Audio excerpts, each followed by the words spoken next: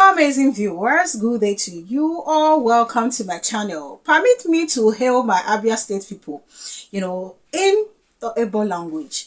Ndabia, Ndewonu, Mamano. As in, like, these people, they are really making me proud.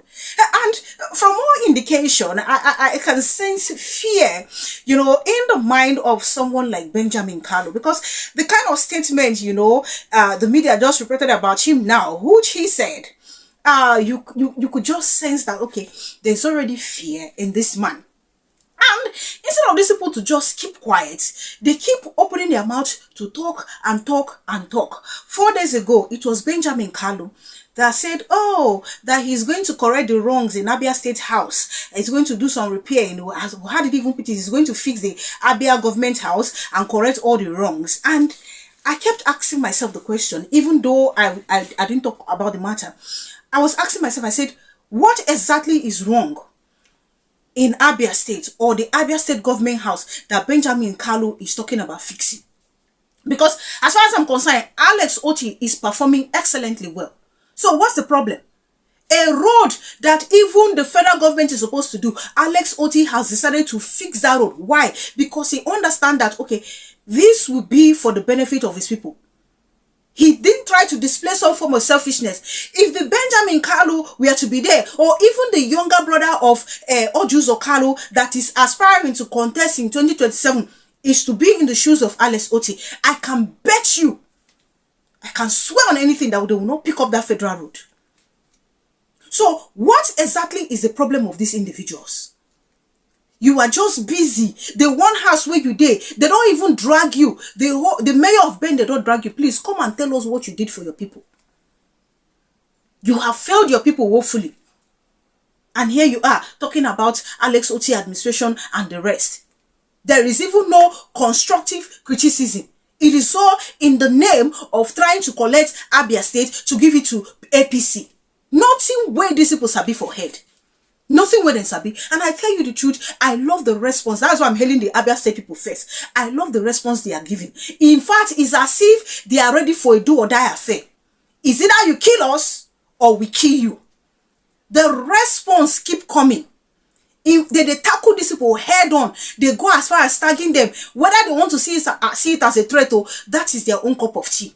The latest is that, my constituent is going to determine my future. Why the younger brother to Ojuzo Kalu has said that, he's going to, have an inclusive system of government if elected, if he becomes the governor of Abia State. These people are wasting time. Even if Alex Oti leaves, you see these crooks and their relatives, they are not supposed to near anywhere called that government house.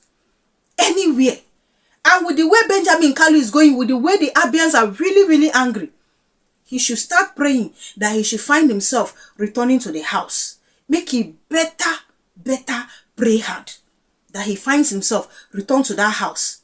Let alone looking for how to even fight that APC will have 2027. Clearly, I can see the enemies of Abia State. I can see the enemies. Now, this is the latest concerning Benjamin Kalu, which I feel is just fear. I'm going to be reading what the media reported. Before I get to do that, let me first of all show us this video where an alleged northern journalist, has come out to disclose why CDS, let me use the word former CDS, Christopher Musa was removed.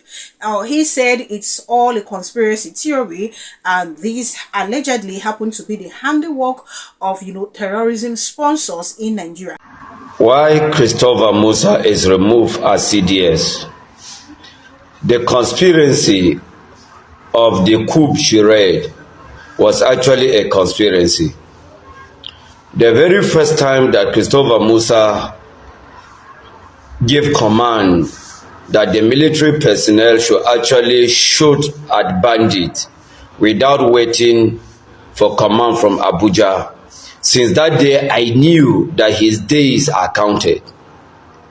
You see, the insecurity in the north is actually being sponsored by northern's governors, Islamic jihadis. That very week that Christopher Musa gave that command, that is the week that all the jihadist Fulani northern governors met in Kaduna and begins to talk about peace and peace negotiation with bandits. It was the same week that they galvanized some jihadist Islamic scholars to go to have interaction with Bello Turji. So the removal of Christopher Musa is actually a conspiracy. The coup story was actually a charade to remove Christopher Musa. If the coup was actually the reason why Christopher Musa should be removed, Nuhu Rubadu should also be removed because he is the national security advisor and everything would have done under his watch.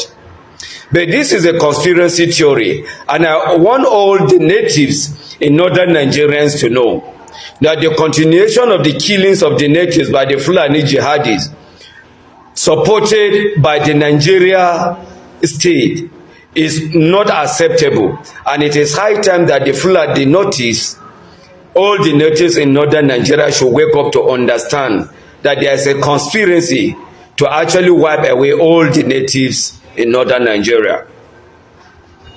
When Christopher Musa was appointed as CDS, the Islamic Fulani jihadists in the north, they begin to complain that they bring a Christian to kill Muslims, when that one did not actually sell.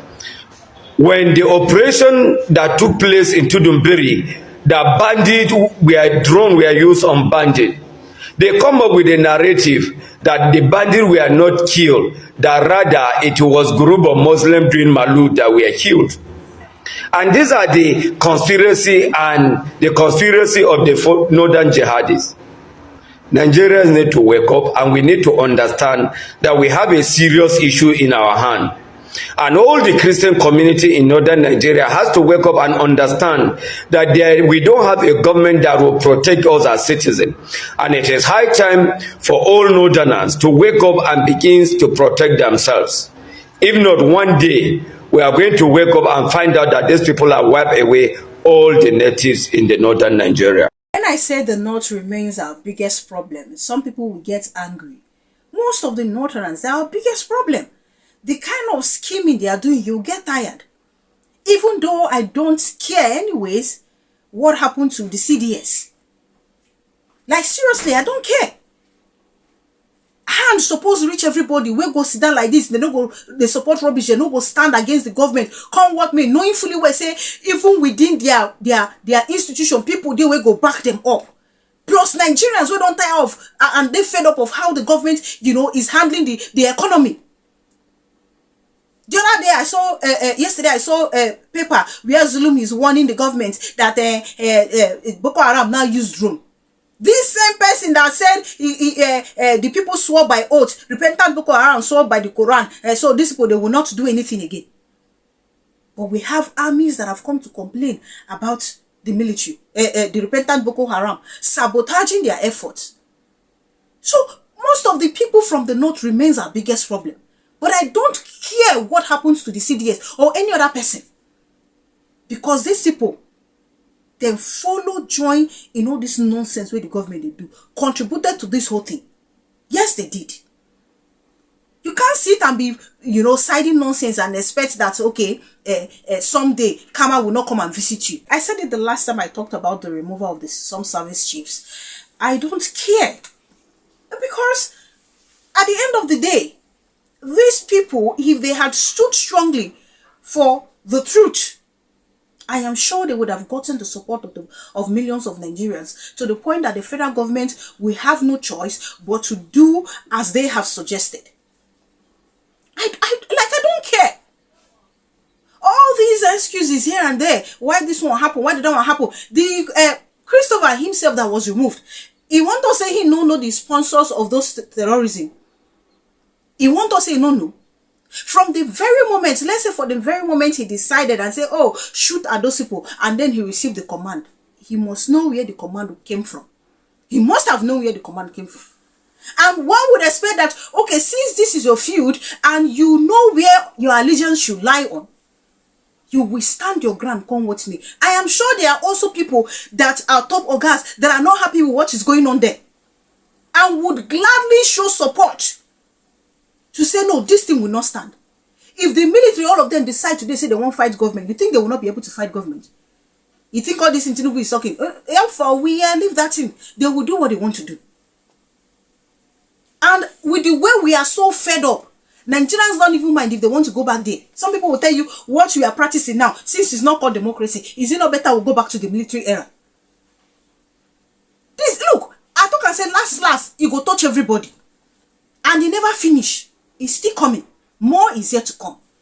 Last, it go touch everybody. The things that they were supposed to handle with iron fist hand, they were busy pampering it. If they had gone ahead to say, oh, find a way to link the sponsors of terrorism, find a way to make sure that this whole nonsense stop, maybe it wouldn't have gotten to this point. Just maybe it wouldn't have gotten. Yes, people have said, oh, that this whole thing, there's no coup anywhere. It's just a plan made by these people. You know, they came up with it just so they can change people who Tinubu feel they are no longer loyal to him. Were they supposed to be loyal to him in the first place? Were they supposed to be loyal to him?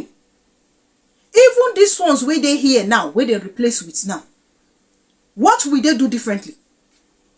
What will they do? When someone will sit at the top and tell your men to retreat, don't go.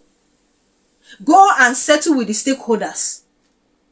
And then they will have a round table meeting with these individuals, with the people carrying heavy weapon. And they sit there and be discussing trash. Make it make sense to me. Why should somebody like me want to listen to anything anybody wants to disclose? I don't even care. Whether it is a conspiracy theory so that they can remove him, organized by the sponsors, terrorism sponsors, to remove him, it's none of my business. In fact, if you want me to believe that safe, why did they not even do it since? Because he has given the order way back, has been disclosed. Then they should have done it since now. All this one are just, I don't know what they are trying to paint, because I have seen some people, moving scenes. He's a man to be remembered for. He's a man that did this. He's a man that did that. I don't know whether they are trying to do damage control so that Nigerians will. I don't even know what narrative they were trying to push. Because you can't come and convince me otherwise for something what I don't see under your administration. Look at the whole nonsense that took place. I am saying that if your allegiance is to the nation, you would want to go against the government, especially when it comes to fighting terrorism. And I sure do know there are a lot of people, both junior and high rank officers, that are so disgusted with what the sponsors of this terrorism they are doing in Nigeria. I'm sure there are so many of them that are tired. And they would definitely want to have your back. How many people where they don't the key today go hear this ransom pay, tomorrow that ransom pay, and that tomorrow that ransom pay? In all of these things, that money is being wasted to give to terrorists. The government, which one? They don't do. Bring out money to do. And then somebody feel it's all okay. We have to be padding the issue. We have to be covering it up. I don't feel sorry for anybody. I want the thing to even touch everybody so that they go sit up. Then where did that up there? Make hand touch all of them so that they will now say, okay, time don't reach. That's exactly what I want. So I feel sorry for no one. Whatever it is they're disclosing now that has to do with Nigerian military and Nigerian army bosses, I don't care. Personally, I don't care. Thank you so much. Please do leave your opinion in the comment section. Now back to what I was saying. I'm going to read out what they reported and of course how Abians have been reacting to this before. The Deputy Speaker of the House of Representatives, Benjamin Kalu, has said his political future beyond 2027 will be determined by the people of his constituency, stressing that his priority remains serving them faithfully and delivering meaningful development. Kalu, who represents Benda Federal Constituency of Abia State, stated this during an appearance on TVC Know Your Representative, anchored by Maria Ola Sehinde on Saturday. I want history to record that I served passionately and gave my best. The people are my employers and they will decide my future, Kalu said. He reaffirmed his commitment to grassroots development and disclosed plans to push for improved constituency project funding to enable lawmakers deliver more impactful community projects. Growing up in Bende exposed me to the challenges of rural life, poor roads, lack of clean water, and inadequate healthcare. That is why I focus on community-oriented projects, he said. The deputy speaker said his vision was to make rural living easier and stimulate local economies through provision of roads, schools, water, and healthcare facilities. He explained that he regularly holds town hall meetings with traditional rulers, students, market women, and community leaders to assess progress and set new priorities. Everyone deserves attention, even those who didn't vote for me, Kalu added, stressing that his leadership style is built on inclusivity and transparency. Commending President Bola Tinubu's economic reforms, particularly the removal of fuel subsidy, Kalu said the policy has redirected funds to states, enhancing grassroots development. Describing politics as a call to service, he said he remains focused on building sustainable communities and grooming future leaders who would continue his legacy of innovation.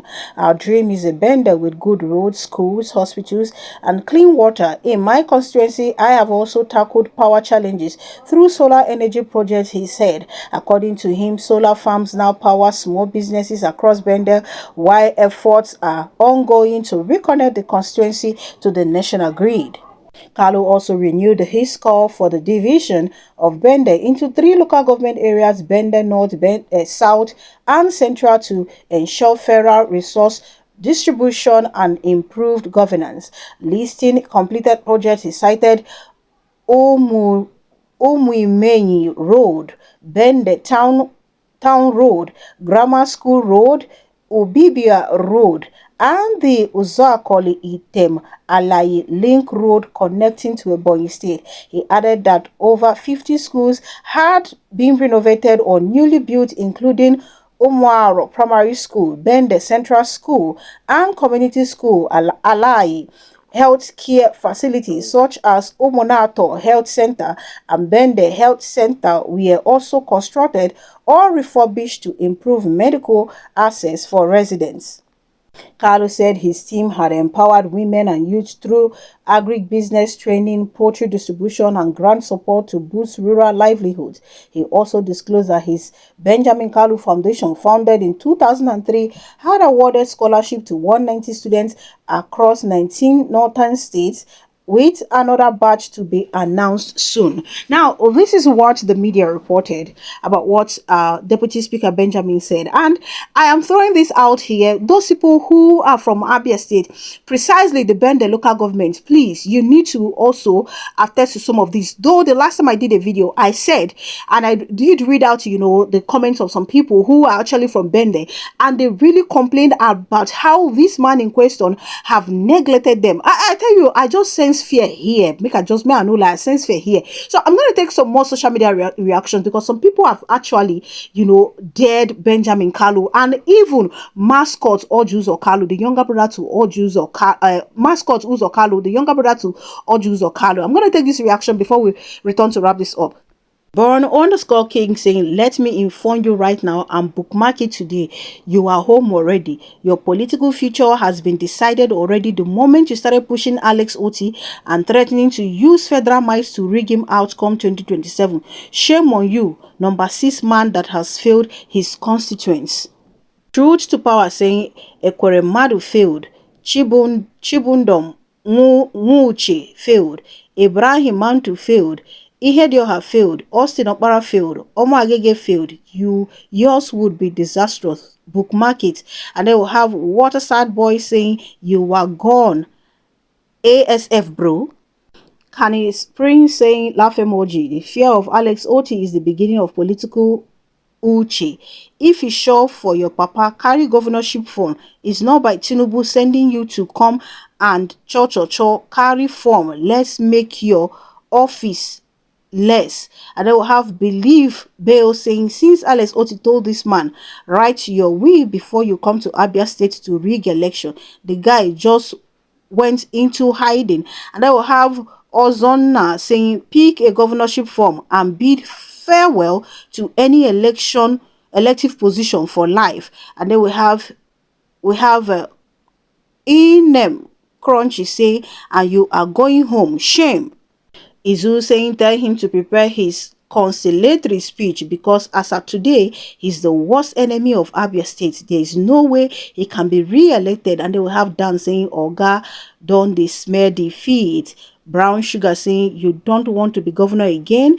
Captain saying, as long as you believe that it's your constituents and not rigging by INEC, then you're going home because you will lose. You are just a sycophantic animal licking Tulumbu ass just to please the oppressors against your own people. Hash free Nnamdi Kanu. The people of Abia State, una they give me so much joy.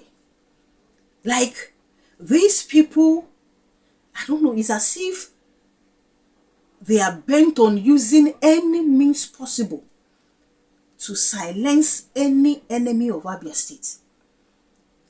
From these whole statements, I just sense fear, from the Deputy Speaker of the House of Representatives. All I see is fear.